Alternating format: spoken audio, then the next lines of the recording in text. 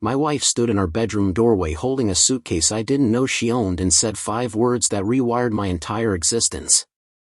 I want a divorce, Marcus. Not because we fought. Not because money ran dry. Because she met someone better. Someone who made her feel alive in ways I apparently never could. In the next 90 seconds, you'll see how a man who thought he knew his woman discovers he never really knew her at all. And how the truth arrived not from me, but from a stranger's wedding ring that told a story my wife refused to hear. Before we jump back in, tell us where you're tuning in from, and if this story touches you, make sure you're subscribed because tomorrow, I've saved something extra special for you. I'm Marcus Chen, 42 years old, the kind of man who shows up. I fixed a leaking faucet before it floods.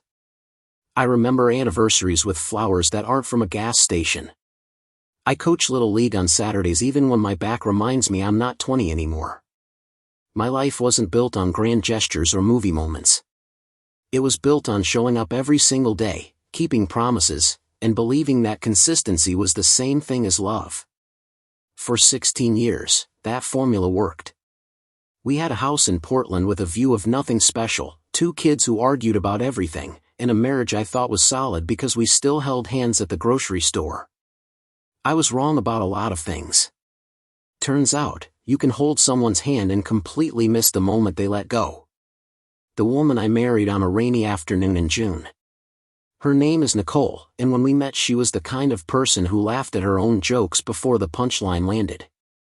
She worked at a bookstore that smelled like old paper and new possibilities. I was there looking for a guide on fixing motorcycles. She sold me poetry instead, said I looked like someone who needed words more than wrenches. She was right. We dated for 2 years, the kind of dating where you learn each other's coffee orders and childhood fears. She wanted 3 kids. We got 2. She wanted to travel the world. We made it to Vancouver twice. She wanted a love that felt like a novel. I gave her a love that felt like home. For a long time, I thought that was enough. I thought stability was a gift.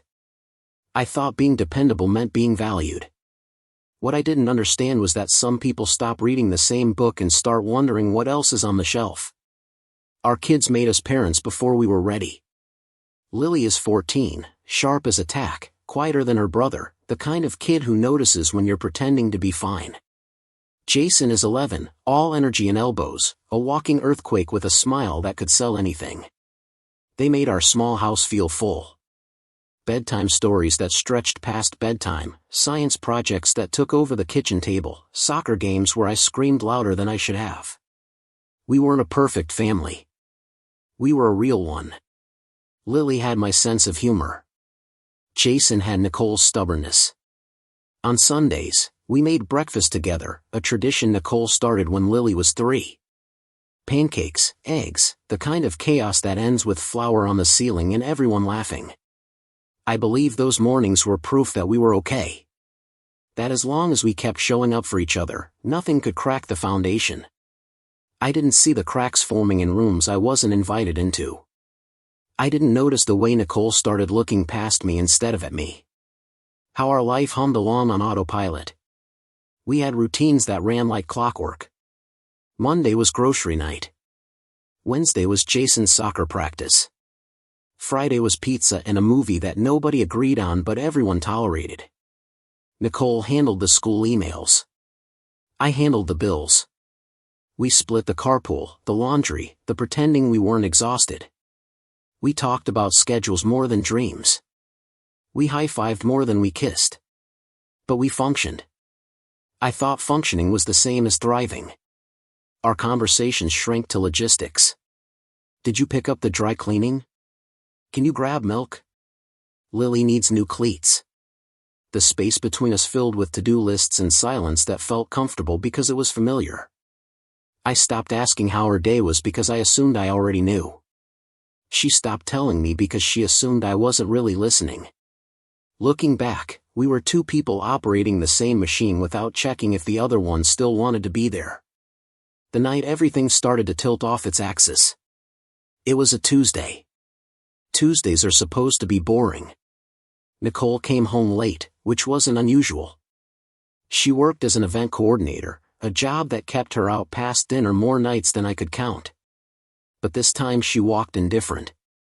Not tired. Not stressed. She walked in glowing, like she'd been somewhere that recharged her instead of drained her.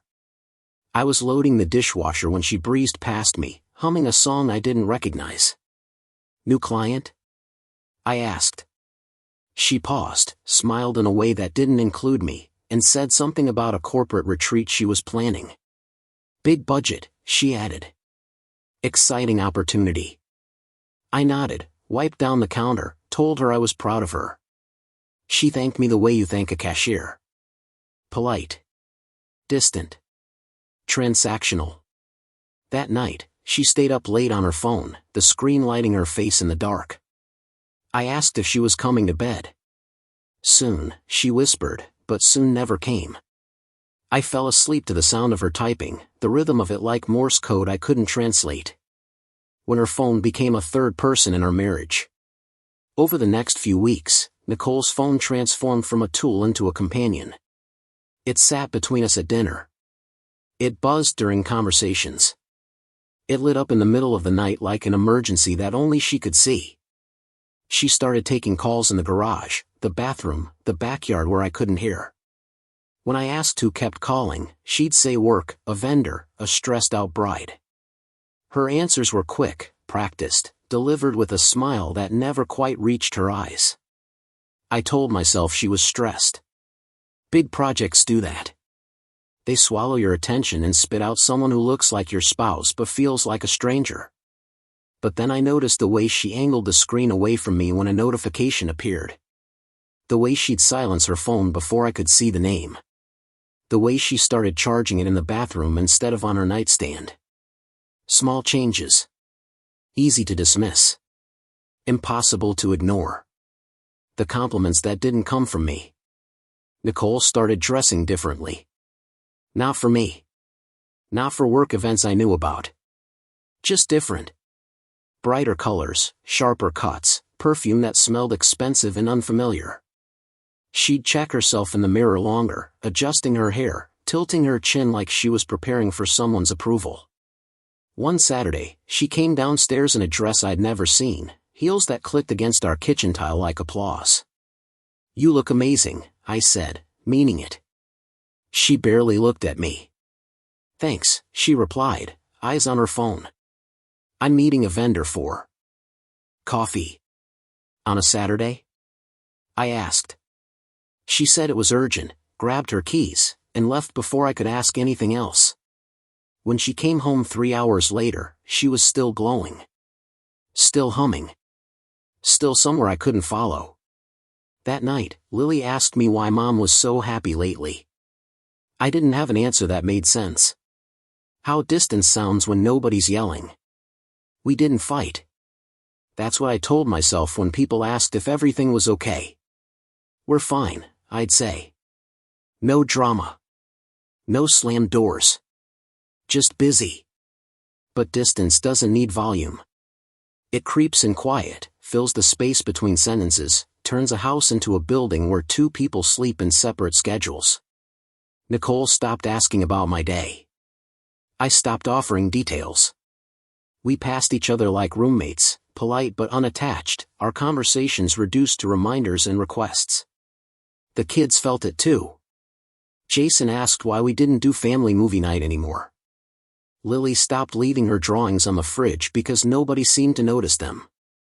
One evening, I stood at the kitchen sink washing dishes that could have waited and realized I couldn't remember the last time Nicole and I laughed together.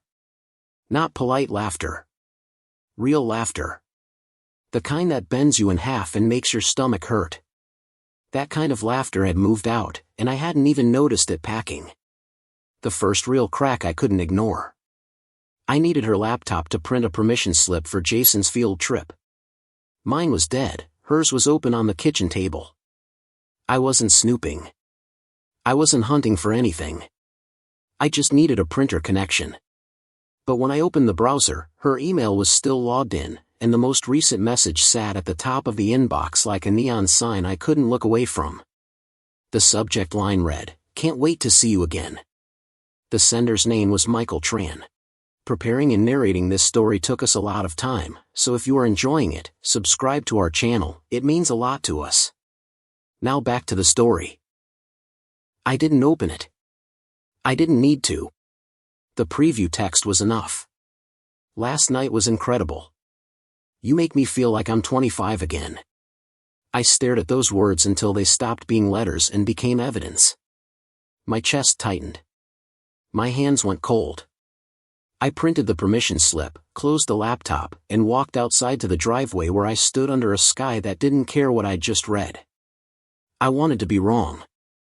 I wanted there to be an explanation that made sense.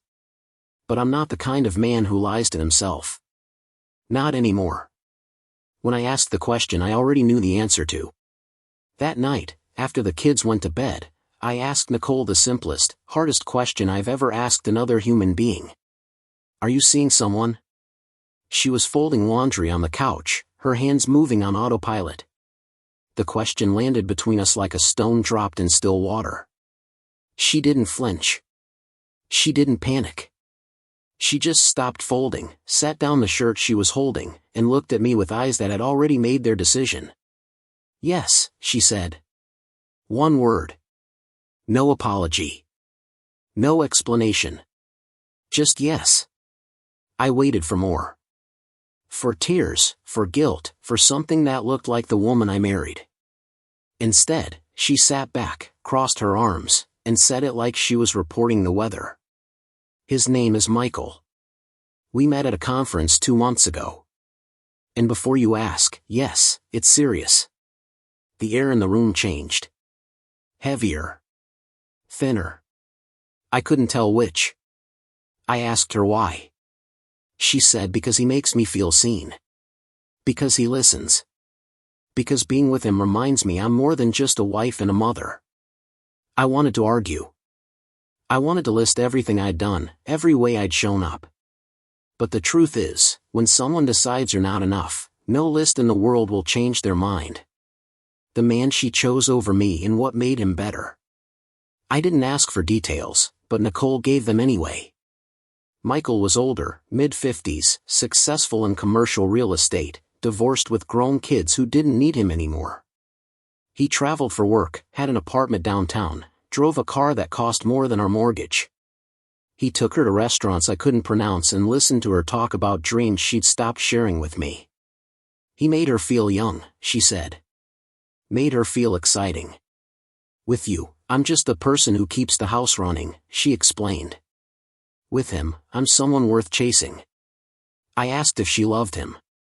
She paused, looked at me like she was considering whether honesty was kind or cruel, and then said, I think I do. Those 4 words cracked something in me I didn't know could break. I wasn't angry yet. I was hollow.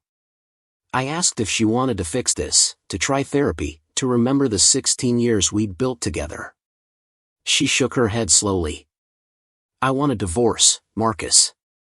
Not because you're a bad person. Because he's better for me. Better. That word echoed in my skull long after she stopped talking. How I tried to hold water in my hands. For the next 2 weeks, I became a man I didn't recognize. I cooked her favorite meals, hoping food could be a language we still spoke. I left notes on her car, small reminders of good memories we'd made. I asked her on a date, just the 2 of us, like we were starting over. She said yes, but only out of pity. We went to the Italian place where I proposed. She checked her phone 4 times during appetizers. I tried to talk about us. She talked about the kids' schedules. By dessert, I realized I was sitting across from someone who had already left. When we got home, she thanked me for trying, then disappeared into the guest room where she'd been sleeping for the past week. I stood in the hallway outside that closed door and understood that trying doesn't matter when the other person has stopped. The moment my kids became collateral damage. Lily cornered me in the garage one afternoon while I was pretending to organize tools I'd already organized twice. Dad, she said quietly, is Mom leaving? Kids have a radar for disaster. They feel the air pressure change before the storm hits. I wanted to lie. I wanted to tell her everything was fine, that adults go through phases, that love is complicated but resilient. Instead, I sat down on an overturned bucket and told her the truth in the gentlest way I could. "Mom and I are having a hard time right now," I said. "We're figuring some things out." Her eyes filled with tears. She tried to blink away. "Is it because of that guy?" My stomach dropped. "You know about him?" She nodded. "I heard you talking last week. Jason doesn't know yet. Please don't tell him until you have to." I pulled her into a hug and felt her shake against my chest. In that moment, I hated Nicole more than I'd ever hated anyone. Not for leaving me. For making our daughter carry a secret that wasn't hers to hold. When Nicole made her final announcement, 3 weeks after the first confession, Nicole asked me to sit down at the kitchen table like we were having a business meeting. She had papers. She'd already talked to a lawyer. She'd already figured out custody. She wanted to file next week. I asked if she was sure. She said she'd never been more certain of anything. "Michael wants me to move in with him," she said, like this was good news I'd be happy to hear. "He has space. He's ready for a relationship. He's ready for me." I felt my jaw tighten. "Does he know you have 2 kids?" She bristled. "Of course he does. He's fine with it. He's excited to meet them." That sentence broke something deeper than heartbreak. She wanted to bring a stranger into my children's lives. A man who'd helped destroy their family. I said no. She said it wasn't up to me. I said as long as I'm their father, it absolutely is.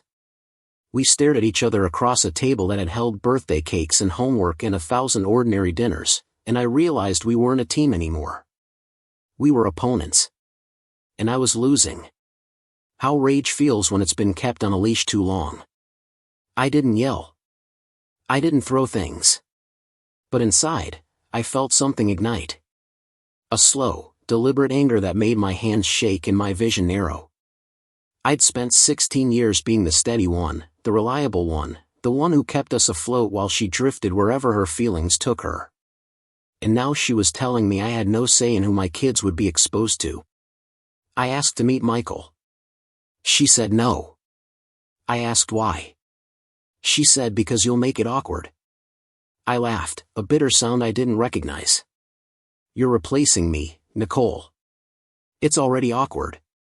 She stood up, grabbed her papers, and said we'd finish this conversation with lawyers present. Then she left. I sat alone in that kitchen until the sun went down, and I realized something crucial. I'd been playing defense this entire time. It was time to play offense. The friend who spoke truth I didn't want to hear. I called my buddy Aaron, the only person I trusted with the messy parts of my life. He came over with beer and the kind of silence that says I'm here without needing words. I told him everything. The affair. The divorce demand. Michael. When I finished, he leaned back and asked the question I'd been avoiding. Do you know anything about this guy? I shook my head. Aaron raised an eyebrow. Then maybe you should. He pulled out his phone and handed it to me. Social media, public records, mutual connections.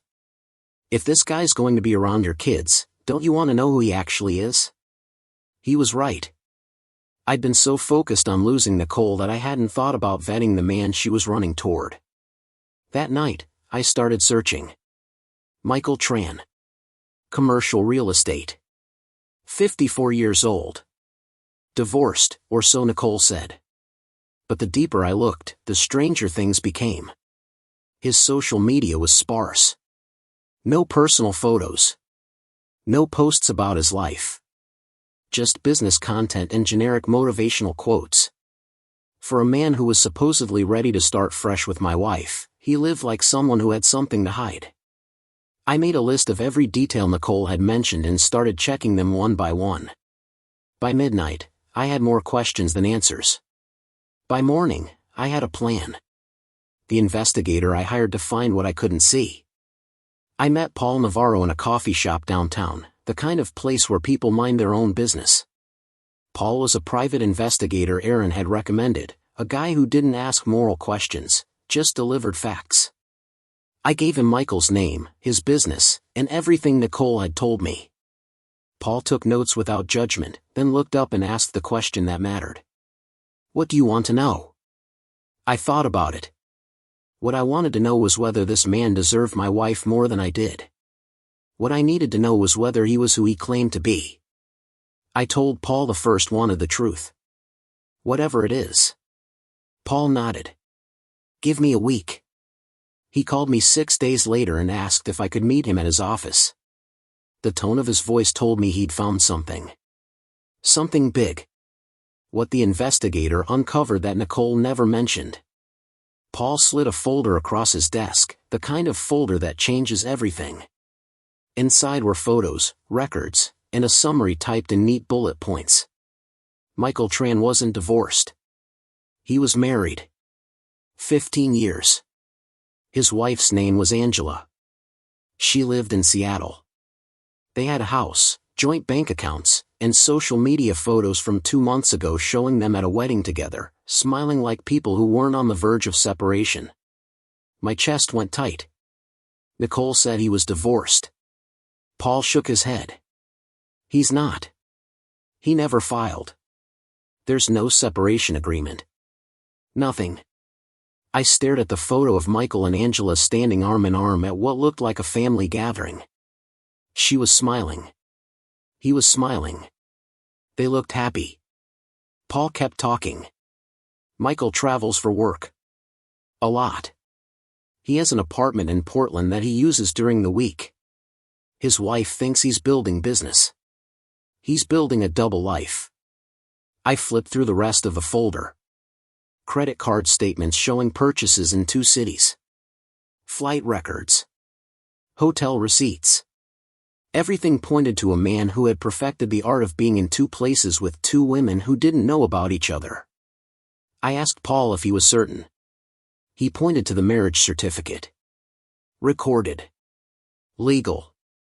Current. Michael Chen is a married man. The choice I had to make with information Nicole didn't have. I sat in my car outside Paul's office for an hour, staring at that folder like it might explode.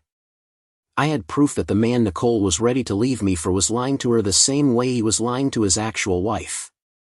Part of me wanted to feel victorious. She chose wrong. She believed the con artist. She was about to blow up our family for a man who would never be hers.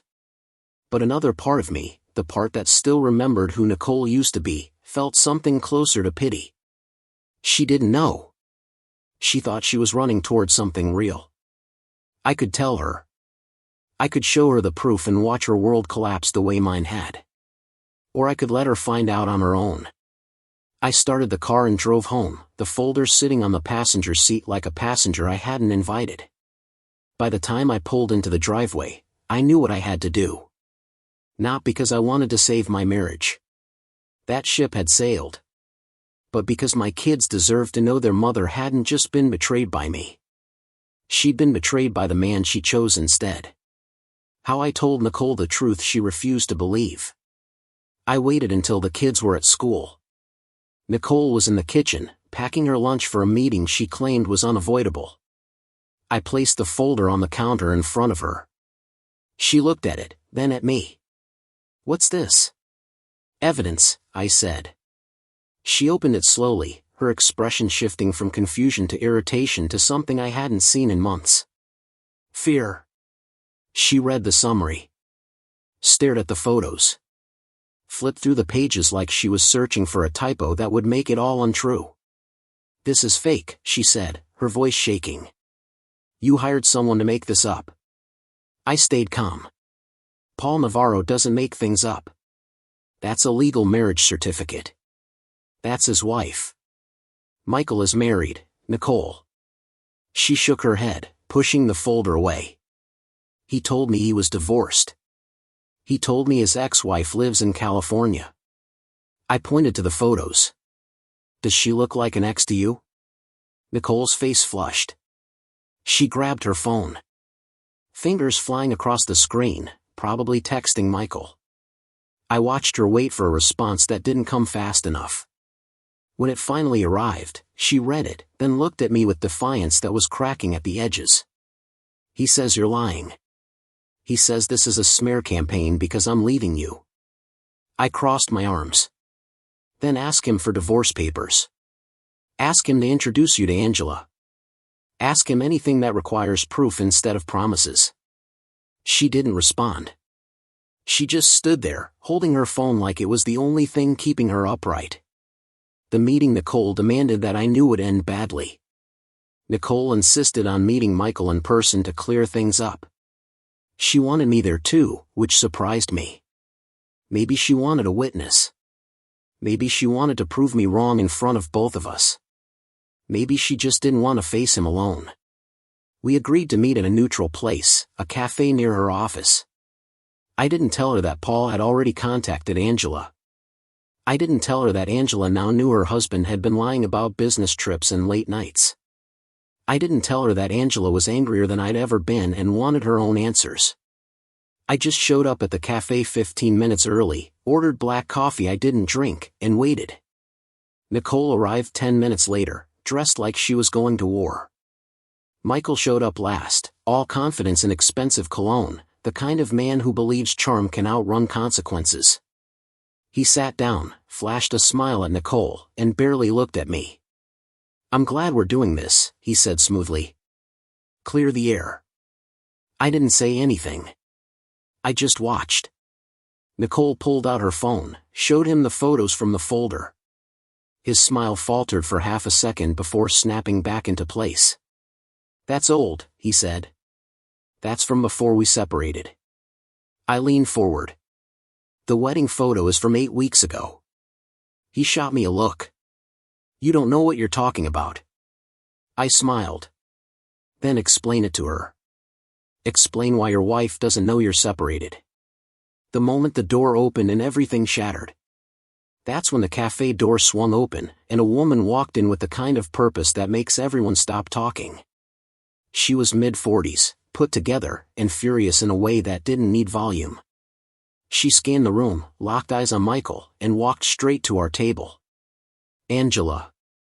Michael's face went pale. He stood up fast enough to knock his chair backward. Angela, what are you doing here? She didn't answer him. She turned to Nicole, who was staring at her like she'd seen a ghost. You must be Nicole, Angela said, her voice cold and controlled. I'm Angela Tran. Michael's wife. Nicole's mouth opened, but no sound came out. Angela reached into her purse and pulled out her own folder, placing it on the table with the precision of someone who'd been preparing for this moment. Marriage certificate. Joint tax returns from last year. Photos from our anniversary trip 3 months ago. She looked at Michael with the kind of disgust that only comes from deep betrayal. You told her you were divorced? He stammered. Angela, this isn't what it looks like. She laughed, sharp and bitter. It looks like you've been lying to 2 women while pretending to be someone you're not. She turned back to Nicole. He told me he was working late. Building his business. Closing deals. Turns out the only thing he was closing was the door on honesty. Nicole's face had gone white. She looked at Michael. You're married? He held up his hands like he could still control the situation. It's complicated. Angela cut him off. It's not complicated. You're a liar. And so is the life you sold her. Nicole stood abruptly, knocking her coffee over. The liquid spread across the table, and nobody moved to stop it. I watched her process everything in real time. The promises. The future. The better life she thought she was running toward. All of it crumbling in a cafe that smelled like espresso and regret. What Nicole said when the illusion died. Nicole turned to me, and for the first time in months, I saw her clearly. Not angry. Not defiant. Broken. I'm sorry, she whispered. I didn't know. I stood up, handed her a napkin from the dispenser, and said the only thing that mattered. Now you do. Angela wasn't finished. She looked at Michael with the kind of fury that comes from years of wondering if you're crazy for suspecting the truth. How many others? She demanded. How many women have you told you're divorced? How many lives have you played with? Michael didn't answer. He just grabbed his jacket and headed for the door. Angela called after him. You're going to hear from my lawyer. He kept walking. The cafe returned to its ambient noise, but our table stayed silent. Nicole sat back down, tears streaming down her face. I ruined everything, she said quietly. Angela looked at her, not with sympathy, but not with cruelty either. He ruins things. That's what he does. Then she picked up her folder, looked at me, and said, I hope you have a good lawyer. She left, and it was just me and Nicole sitting in the wreckage of a choice she couldn't take back. How I walked away from the woman I'd loved for 16 years. I didn't gloat. I didn't lecture. I just looked at Nicole, the woman I'd married on a rainy afternoon in June, and saw someone I didn't know anymore. I wish I could say I felt victorious. I didn't. I felt tired. She reached across the table, her hand trembling. Marcus, I'm so sorry. I made a mistake. I pulled my hand back gently but firmly. You didn't make a mistake, Nicole. You made a choice. She started crying harder. Can we fix this? Can we try again? I shook my head. You wanted a divorce because you thought he was better than me. Now you know he's worse. But that doesn't mean I'm taking you back. She looked at me like I'd just sentenced her. I stood up, left cash on the table for both our drinks, and walked out of that cafe into air that felt cleaner than it had in months. What happened when the truth hit home? Nicole moved back into the house temporarily while we sorted out logistics. She stayed in the guest room. She barely spoke to the kids. I told Lily and Jason an age-appropriate version of what happened. Michael wasn't who he said he was. Mom made a mistake. We're going to be okay. Lily hugged me and said she was proud of me for not yelling. Jason asked if this meant Mom was staying. I told him we'd figure it out as a family. Nicole tried to apologize a dozen different ways. She wrote letters. She cooked meals nobody asked for. She offered to go to therapy, to start over, to prove she could be the person I needed. But I was done being needed by someone who only remembered I existed when her backup plan failed. The divorce papers went through faster than I expected. We split custody 50-50. Sold the house. Divided everything down to the camping gear we'd never used. By the end, we were strangers signing documents. How my kids taught me what forgiveness actually looks like. Lily came to me one night while I was packing boxes in the garage of our soon-to-be former home. She sat on a stack of flattened cardboard. And asked a question I wasn't ready for. Do you hate Mom? I stopped taping, set down the roll, and sat next to her. No, I said. I'm hurt. I'm disappointed. But I don't hate her. Lily nodded like she'd been hoping for that answer. Good. Because Jason and I still love her, even though she messed up. I put my arm around her. You should love her. She's your mom. That doesn't change. Lily leaned into me. Do you think she still loves you? I thought about it. Honest answer? I think she loved the idea of me. But I don't think she loved who I actually was.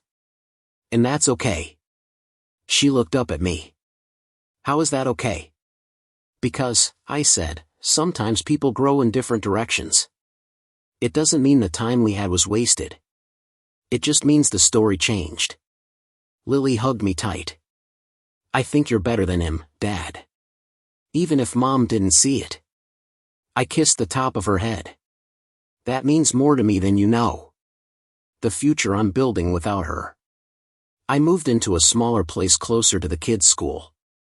2 bedrooms, a balcony, and none of the ghosts that lived in our old house. Jason decorated his room with posters of basketball players I'd never heard of. Lily turned hers into an art studio.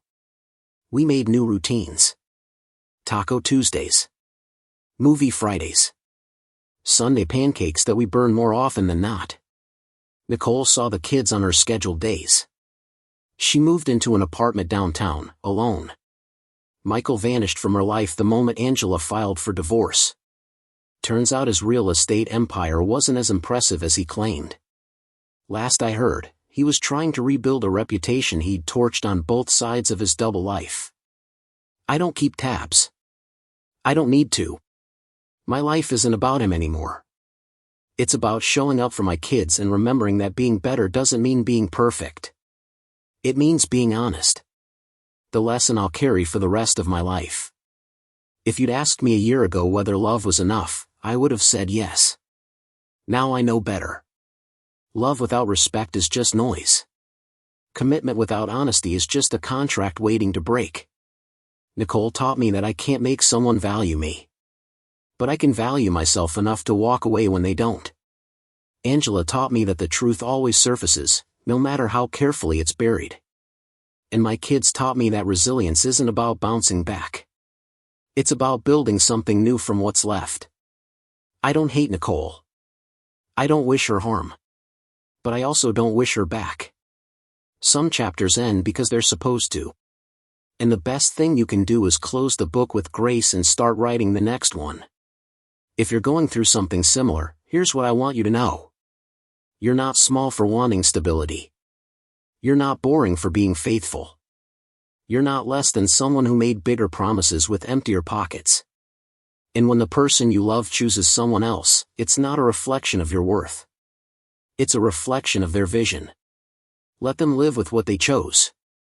You go build something better. The weeks after Angela walked into that cafe felt like living in a house where all the furniture had been rearranged in the dark. Nothing was where you expected it to be. Nicole stopped pretending she had anywhere important to go. The event coordination business that had supposedly kept her working late became a job she showed up to on autopilot, her enthusiasm drained like color from old photographs. I watched her move through our home like a tenant waiting for an eviction notice, careful not to touch anything that might remind her she used to belong here. The kids noticed but didn't ask questions they already knew the answers to. Jason started doing his homework at the kitchen table instead of his room, staying close to me like I was the only fixed point in a spinning world. Lily became quieter, which worried me more than if she'd been angry. Quiet meant she was processing things too big for 14 years to hold. I kept my word about the divorce. No backing down, no second chances wrapped in apologies that smelled like desperation. Nicole asked me 3 separate times if I was absolutely sure, each time with a different approach. First came the practical argument, think about the kids, think about stability, think about everything we built. Then came the emotional plea, tears at 2 in the morning outside the guest room door, her voice cracking as she explained how she'd been lost and confused and manipulated. Finally came acceptance disguised as bargaining. What if we separated instead of divorced? What if we gave it 6 months? What if we just paused instead of ended? I said no to all of it. Not because I wanted to punish her, but because I finally understood something crucial about self-respect. It's not about being harsh or unforgiving. It's about recognizing when someone has shown you exactly who they are and believing them the first time. Nicole had shown me that when faced with the choice between our family and a fantasy, she picked the fantasy without hesitation. The fact that the fantasy turned out to be a lie didn't erase her willingness to abandon what was real. The divorce attorney I hired was a woman named Sandra Reeves, recommended by Aaron's cousin who'd gone through his own messy split 2 years earlier. Sandra had steel gray hair and the kind of voice that made you sit up straighter without realizing why. She didn't waste time on sympathy or platitudes. Our first meeting lasted 90 minutes, and by the end I had a clear picture of what the next 6 months would look like. Division of assets, custody arrangements, spousal support calculations that made my chest tight but my resolve tighter. Sandra asked me point blank if there was any chance of reconciliation.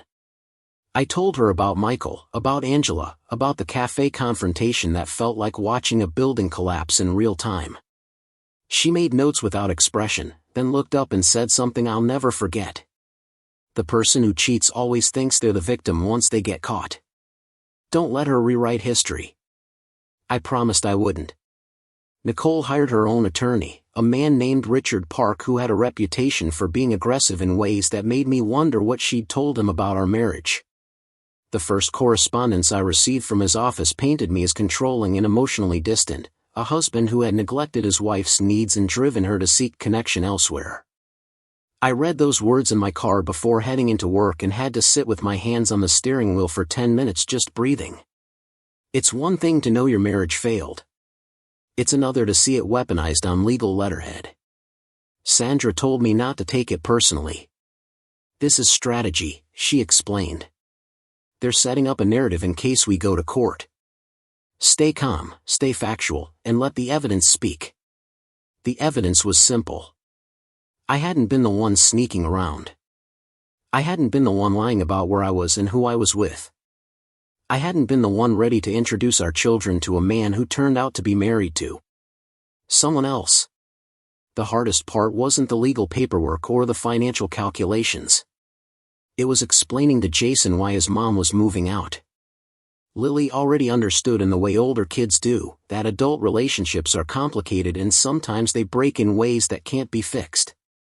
But Jason was 11, still young enough to believe that if people loved each other they could work through anything.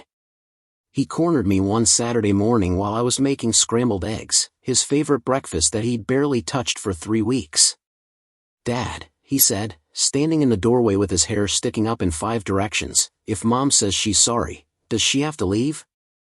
I turned off the stove and gave him my full attention. "Sometimes sorry isn't enough, buddy. Sometimes people hurt each other in ways that change everything." He looked at his socked feet. "Did she hurt you?" "Yeah," I said. "She did." He nodded slowly, processing. "Are you going to be okay?" I pulled him into a hug that lasted longer than usual. "I'm going to be better than okay. And so are you." He held on tight, and I felt his small shoulders shake once before he pulled away and wiped his eyes quickly.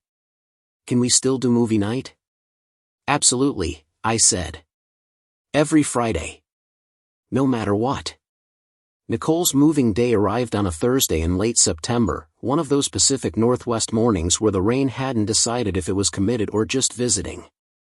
She'd rented a small apartment in the Pearl District, the kind of place that cost twice what it should because it had exposed brick and floor-to-ceiling windows.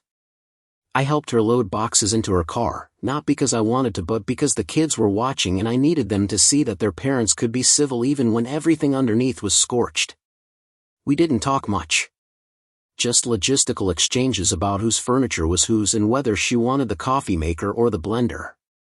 At one point she stopped in the middle of carrying a lamp and just stood there in the driveway, staring at the house like she was trying to memorize it. "I'm really sorry, Marcus," she said quietly. "I know you don't want to hear it, but I need to say it." I stopped loading the trunk. "You've said it," I replied. "Multiple times.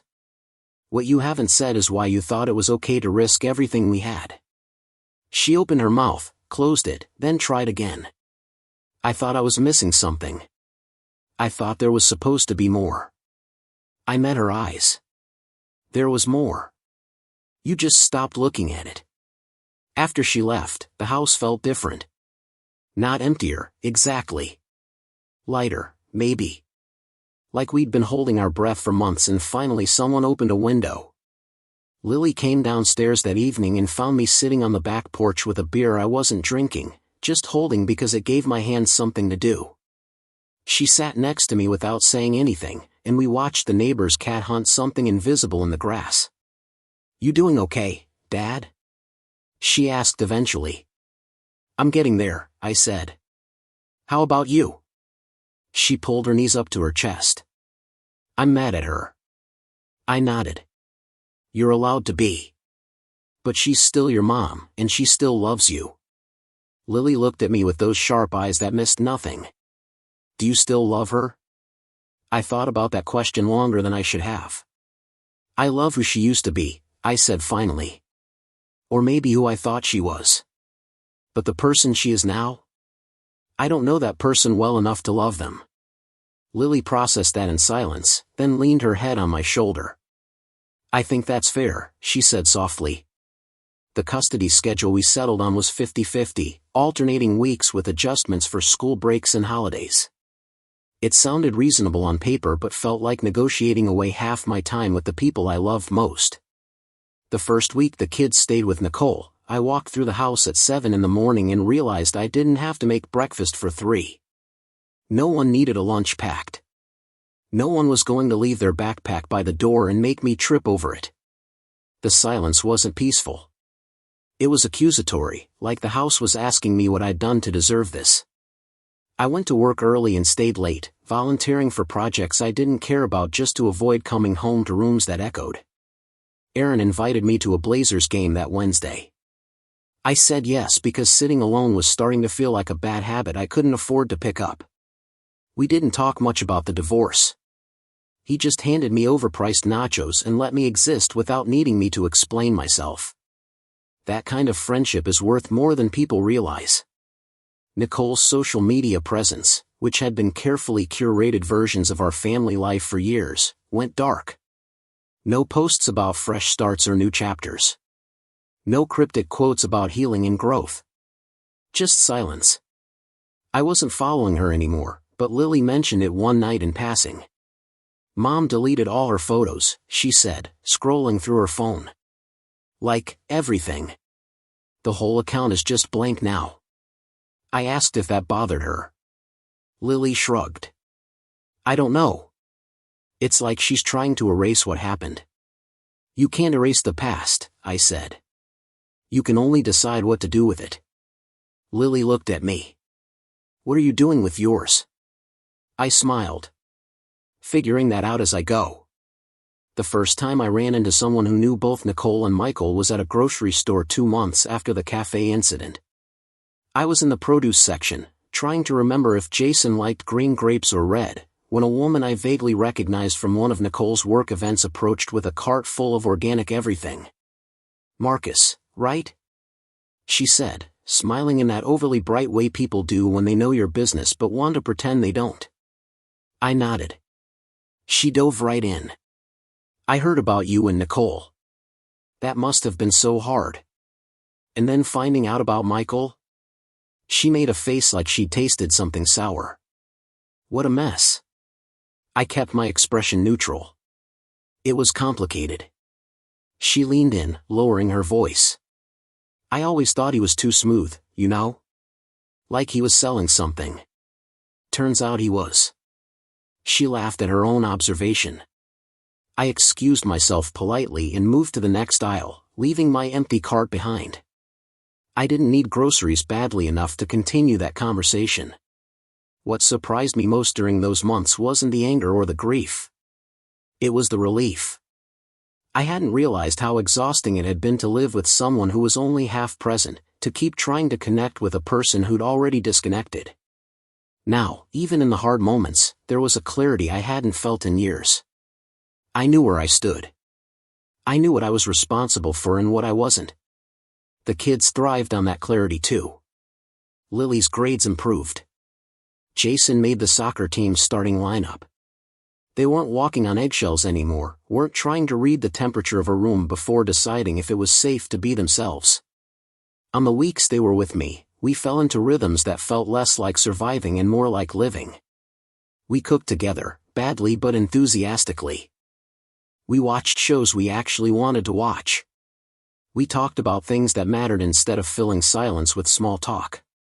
Nicole's weeks with the kids were harder to gauge. They didn't complain, but they also didn't volunteer much information.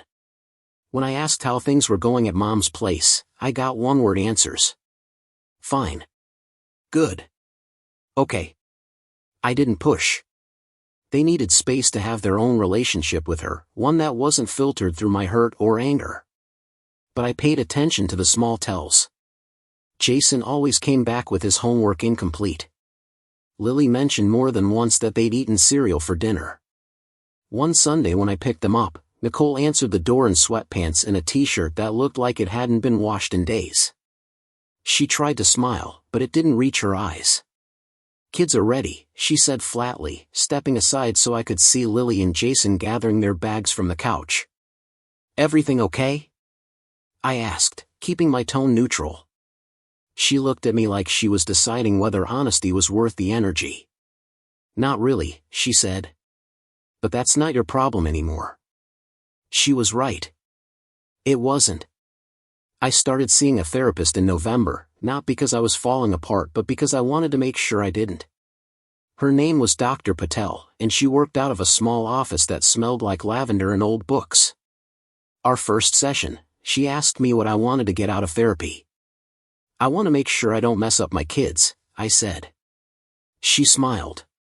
That's a good start. What else? I thought about it. I want to understand why I didn't see it coming. Why I missed all the signs. Dr. Patel leaned forward slightly. Do you think you missed them, or did you see them and tell yourself a different story? That question sat in my chest like a stone for the rest of the week. The truth was, I had seen the signs. The late nights, the distance, the way Nicole stopped asking about my day or sharing hers. I'd just convinced myself it was temporary, a phase we'd get through like we'd gotten through everything else. I'd chosen to believe the story I wanted instead of the one unfolding in front of me. That realization didn't feel like failure. It felt like growing up. By December, the house sold. We'd listed it in October, and the market was hot enough that we had multiple offers within a week.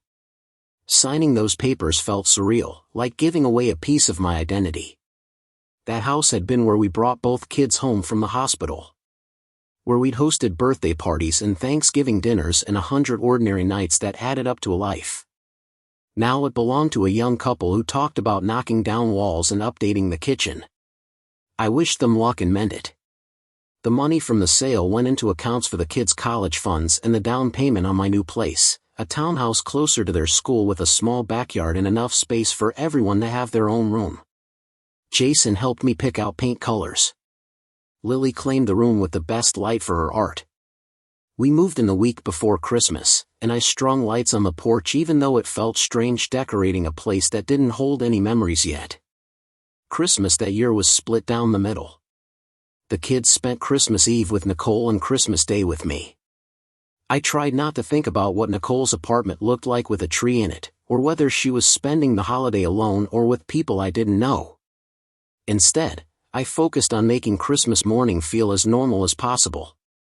Jason woke up at 6 and dragged Lily downstairs to open presents. I made hot chocolate with too many marshmallows and watched them tear through wrapping paper with the kind of enthusiasm that reminded me why any of this mattered. Later, Aaron and his family came over for dinner. His kids played video games with mine while the adults pretended to care about football on TV. It wasn't the Christmas I'd imagined when I thought about what my life would look like at 42. But it was real and warm and full of people who showed up. That counted for more than tradition. Nicole called me on New Year's Eve. I almost didn't answer, but something made me pick up. Her voice sounded small, farther away than the 10 miles between us. I just wanted to say thank you, she said. For what? For not poisoning the kids against me. For letting them still love me even though I messed everything up. I leaned back against the kitchen counter. They're your kids too, Nicole. I'm not going to take that away from you. There was a long pause. I don't deserve that, she said quietly. Maybe not, I replied. But they deserve a mom who's trying. She made a sound that might have been a laugh or might have been a sob. I'm trying, Marcus. I really am. I know, I said, and I meant it. We hung up a minute later, and I stood there holding my phone, feeling something I hadn't expected. Not forgiveness, exactly. But maybe the beginning of something adjacent to it. Peace, perhaps. The kind that comes from realizing you can wish someone well without wanting them back in your life. January brought a routine that finally felt sustainable. The kids settled into their school rhythm. I got promoted at work, a bump in title and salary that came with more responsibility but also more flexibility. I coached Jason's soccer team in the spring league. Lily joined an art class on Saturday mornings. Nicole started therapy, according to Lily, who mentioned it casually one night over tacos. Mom's seeing someone to talk about stuff, Lily said. I think it's helping. Good, I said, and meant it. On my weeks without the kids, I started doing things I'd forgotten I enjoyed. I joined a pickup basketball league at the community center. I took a woodworking class and built a shelf that was only slightly crooked. I went on a few dates, nothing serious, just coffee with women who seemed kind and had their own lives that didn't need me to complete them. It felt strange at first, sitting across from someone new and trying to explain who I was without the scaffolding of my marriage to define me. But it also felt like stretching muscles that had been cramped for too long. The first time I saw Michael Chen after the cafe incident was completely by accident. I was at a coffee shop downtown, waiting in line, when I recognized the back of his head. He was ordering something complicated, the kind of drink that requires 3 modifiers and a patient barista. My first instinct was to leave. My second was to stay and see if he'd have the guts to acknowledge me. He turned around, saw me, and for a split second his face did something between panic and anger. Then he schooled it into neutral and walked past me without a word. The barista called my name a minute later. I grabbed my coffee and left, not because I was afraid of confrontation but because he wasn't worth the energy. Some people write their own consequences. Michael was living in his. By spring, Nicole had started dating again. Lily mentioned it carefully, watching my face for a reaction. "Mom's seeing someone. It's new. She wanted me to tell you in case Jason says something." I kept my expression neutral. "Is he good to you guys?" Lily nodded. "We've only met him once. He seems okay. Quiet." That's all I needed to know. Nicole's romantic life was no longer my business. As long as the kids were safe and treated well, she could date whoever she wanted. I told Lily as much, and she seemed relieved that I wasn't upset. Later that night, lying in bed, I realized I really wasn't upset.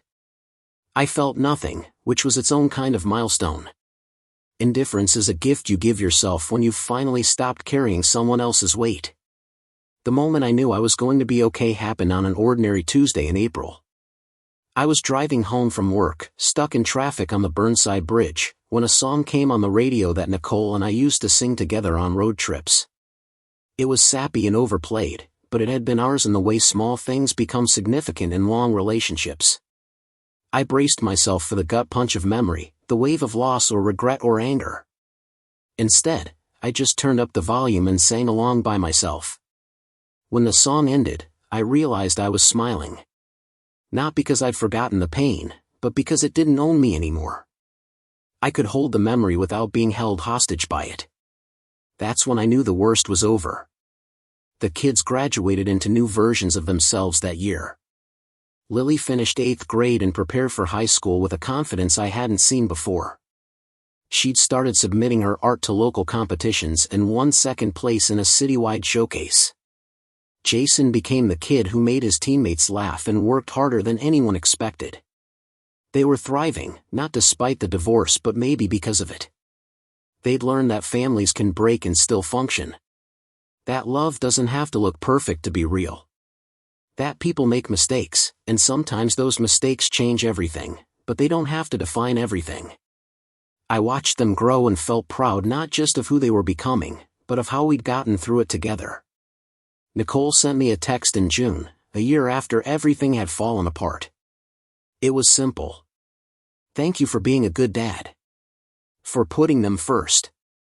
I appreciate it more than you know." I didn't respond right away. I sat with the message for a few hours, thinking about everything that had happened, everything we'd lost, everything we'd somehow managed to protect. Finally, I wrote back. "They make it easy." She replied with a single heart emoji, and that was it. We didn't need to rehash the past or pretend we were going to be friends. We just needed to acknowledge that we were co-parenting 2 incredible kids, and that was enough. Summer arrived with the kind of heat that makes you remember why people moved to the Pacific Northwest. I took the kids camping at Mount Hood, something we used to do as a family but hadn't done since the divorce. We hiked trails that kicked our butts and made us laugh at how out of shape we were. We roasted marshmallows that caught fire more often than they toasted. We slept in a tent that leaked slightly but not enough to ruin the trip. On the last night, sitting around a dying campfire, Jason looked at me and said, "Dad, are you happy?" The question caught me off guard. I poked at the embers with a stick, watching sparks float up into the dark. "Yeah, buddy. I think I am." Lily pulled her blanket tighter around her shoulders. "Good," she said. "You deserve to be." I looked at both of them, these two humans who'd been forced to grow up faster than they should have, and felt something settle in my chest. Not closure, exactly. But completion. We'd made it through. Not unscathed, but together. The truth about betrayal is that it doesn't kill you. It changes you. Reshapes the way you see trust and commitment and the promises people make. Nicole's affair taught me that love is a choice people make every day, and sometimes they stop choosing you. That's not a reflection of your value. It's a reflection of their capacity. Michael taught me that not everyone who seems successful is actually whole. Some people are just better at hiding their fractures. Angela taught me that the truth always finds its way to the surface, and when it does, it takes no prisoners. My kids taught me that resilience isn't about pretending nothing hurts. It's about hurting and showing up anyway. And I taught myself that I'm stronger than I thought, more capable than I believed, and worthy of a story that doesn't require me to shrink so someone else can expand. If I could go back and talk to the version of myself standing in that kitchen a year ago, reading an email that shattered his certainty, I'd tell him this. It's going to hurt worse than you think. You're going to question everything you thought you knew about love and loyalty and whether you were enough. But on the other side of that pain is a version of you that doesn't need someone else's validation to know his worth. You're going to build a life that's smaller in some ways and bigger in others. You're going to learn that being alone isn't the same as being lonely. And you're going to discover that the best gift you can give your kids isn't a perfect family. It's an honest one. So take the hit. Feel the grief. Let it wash over you and through you. Then get up, dust yourself off, and start building something new. Because the story isn't over. It's just different than you planned. And different doesn't mean worse. Sometimes it just means true.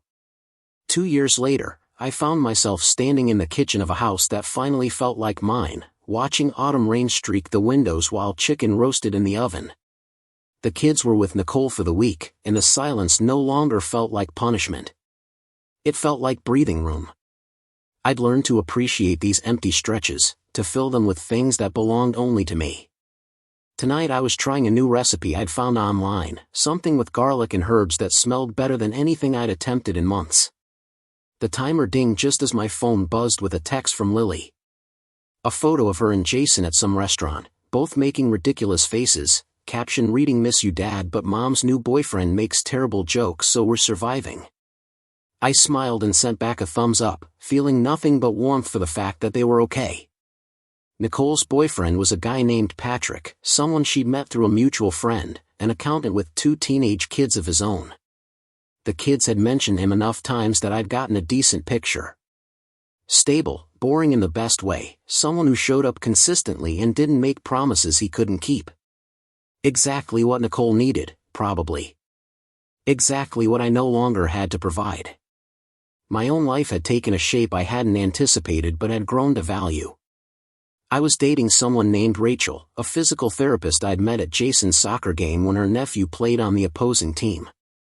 She was divorced too, understood the complications of co-parenting, never pushed for more than I could offer. We took things slow, which felt like the only speed I could manage. She made me laugh. That seemed like enough. The legal aftermath of Nicole's affair had settled into a rhythm that felt less like warfare and more like business transactions. We communicated through a co-parenting app that kept everything documented and neutral. Pickup times, school events, medical appointments, all managed through screens that didn't require us to pretend we were friends.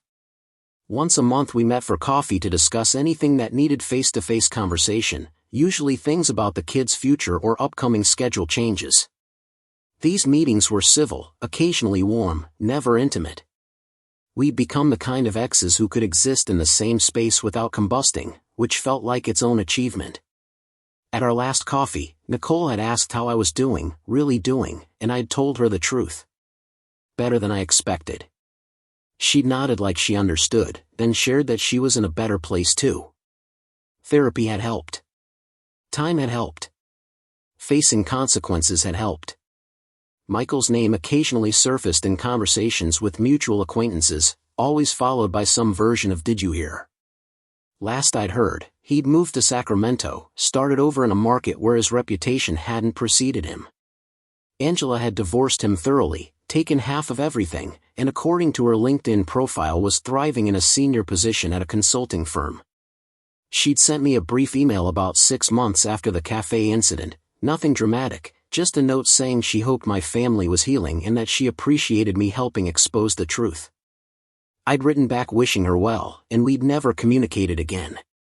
Some people enter your life for a single explosive moment, teach you something crucial, then exit. Angela was that. I was grateful and content to leave it there. The kids had adjusted in ways that surprised me.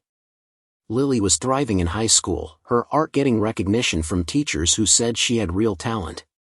She'd been accepted into a summer program at Pacific Northwest College of Art, a competitive opportunity that had her buzzing with excitement. Jason had grown 3 inches in a year and developed a wicked sense of humor that kept everyone around him entertained. They split their time between households without complaint, had friends in both neighborhoods, seemed to have integrated the reality of divorced parents into their identity without letting it define them. Watching them navigate it all with grace made every hard moment worth it. They were proof that you can do the right thing in the worst circumstances and still come out intact. On a Friday night in October, I drove to Nicole's apartment to pick up the kids a day early because she had a work event she couldn't reschedule. Patrick answered the door, friendly and unassuming, the kind of guy who looked like he coached youth baseball and kept his garage organized. We shook hands, made small talk about the weather and the Blazers' chances this season. Nicole appeared behind him, looking relaxed in a way I hadn't seen in years. "Thanks for being flexible, Marcus," she said. I nodded. "No problem." The kids bounded out with their bags, hugs distributed evenly, and we headed to my car. As I buckled in, Jason asked if Patrick was going to be around long term. I glanced at him in the rearview mirror. "How would you feel about that?" He shrugged. "He's okay. Better than the last guy." We all laughed, even though technically there hadn't been another guy Nicole had introduced them to. Michael didn't count. He'd never made it far enough to matter. That winter, I took the kids skiing at Mount Bachelor, a trip we'd talked about for years but never managed to pull off. We spent 3 days on slopes that tested our abilities and ended each day exhausted and happy. On the last night, sitting in the lodge with hot chocolate, Lily asked me something that had clearly been on her mind. "Dad, do you think you'll get married again?" I considered the question carefully. "Maybe," I said. "If I meet someone who makes sense. But I'm not in a hurry." Jason jumped in. "What about Rachel? Do you love her?" I smiled. "I care about her a lot. Love's a big word. I'm taking my time with it." Lily stirred her drink thoughtfully. "I think that's smart. You should be careful." I reached across the table and squeezed her hand. "I learned from the best teacher." She smiled at that, understanding exactly what I meant. Spring brought closure in an unexpected form. I ran into Angela at a charity event I'd been dragged to by a colleague. She was there with a date, looking confident and entirely moved on. We recognized each other across the room, that split second of should we acknowledge this, and both decided yes. We approached each other with cautious smiles. "How are you, Marcus?" she asked. "Good," I said. "Really good. You?" She gestured to her date chatting with someone nearby. "Getting there. Better every day." We exchanged a few more pleasantries, nothing heavy, just 2 people who'd shared a moment of collective truth and had both managed to build something better from the wreckage. Before we parted, she said something that stuck with me. "Thank you for being decent through all of it. Not everyone would have been." I told her the same, and we went our separate ways. That 30-second interaction felt like closing a chapter one hadn't realized was still open. By summer, Nicole and Patrick were engaged. Lily told me over breakfast, watching my face carefully for any sign of distress. I felt nothing but genuine happiness for her. "That's great," I said. "He seems like a good guy." Lily relaxed. "You're really okay with it?" "Completely," I assured her. "Your mom deserves to be happy. So do you." Jason added that there'd be a wedding in the fall, small and simple, and they wanted both kids involved. I told them I'd help them pick out whatever they needed to wear, that I'd drop them off and pick them up, that this was their mom's day and they should enjoy it. Later that night, Rachel asked if I was really as fine with it as I seemed. I thought about it. "Yeah," I said. "Nicole and I had our time. It ended badly, but that doesn't mean I want her to suffer forever." Rachel kissed my cheek. "That's why I like you. You're not bitter." I laughed. I worked hard not to be. The wedding happened on a crisp October afternoon at a vineyard outside the city. I dropped the kids off, wished them well, and drove home to spend the day working on the deck I'd been building in my backyard. Rachel came over in the evening, and we grilled steaks and talked about her daughter's college applications. When I picked up Lily and Jason that night, they were happy and tired, full of stories about the ceremony and the dancing and how Patrick's kids were actually pretty cool. "Mom looked really happy," Lily said as we drove home. "Good," I replied. "That's what matters." Jason fell asleep in the back seat, and Lily plugged in her headphones, leaving me alone with my thoughts. I realized I meant what I'd said. Nicole's happiness didn't diminish mine. We'd both moved forward, just in different directions, and that was exactly how it should be. 3 years after the divorce, I proposed to Rachel on a hiking trail we'd climbed together a dozen times. Nothing fancy, just the two of us in a ring I'd picked carefully, a question I'd considered from every angle. She said yes with tears and laughter, and we sat on a rock overlooking the valley talking about what our future might look like. Blended family, 4 kids between us, complicated schedules and shared holidays, and all the messy beautiful reality of building something new from 2 separate lives. The kids took the news well. Jason high-fived me. Lily hugged Rachel and whispered something that made her laugh. Nicole sent a congratulatory text that felt sincere. Even Patrick added his own message. Life had a way of working out when you let it. Looking back at the man I was when Nicole first said she wanted a divorce, I barely recognize him. That version of Marcus thought his value came from being needed, from holding things together through sheer will and consistency. He thought love was about never giving up, even when the other person already had. He measured his worth by how much he could endure. The man I became understands that sometimes the most loving thing you can do is let go. That self-respect isn't selfish, it's survival. That you can forgive someone without letting them back into spaces they've proven they'll damage. That your kids are watching how you handle heartbreak, and showing them grace under pressure teaches them more than shielding them from reality ever could. If you're going through something similar, if you're standing where I stood with proof of betrayal in your hands and a choice to make, here's what I want you to know. You'll survive this. It won't feel like it at first. The initial impact will knock you sideways, make you question everything you thought was solid. But you'll get up. You'll take the next step, then the next, and eventually you'll look back and realize you've walked miles from where you started. You'll build a new life that fits who you're becoming, not who you used to be. You'll learn that closure doesn't come from the person who hurt you. It comes from yourself, from deciding that their chapter in your story is finished. And when you're ready, when you've done the work and healed the wounds, you'll find that love is still possible. Just different. Better, maybe, because this time you'll know you're worth going in. The best revenge isn't revenge at all. It's building a life so full and genuine that the person who left becomes a footnote in your history rather than the defining chapter. It's watching your kids thrive. It's finding someone who chooses you every day without hesitation. It's standing in your own kitchen on an ordinary evening and realizing you're content, not because everything's perfect, but because everything's honest. Nicole got her fresh start with someone who fit her better. I got mine too. And somewhere in the middle, our kids got two parents who learned how to coexist with dignity. That's not the ending I would have written 3 years ago. But it's the one we earned, and it's more than enough. Up next, you've got 2 more standout stories right on your screen. If this one hit the mark, you won't want to pass these up. Just click and check them out.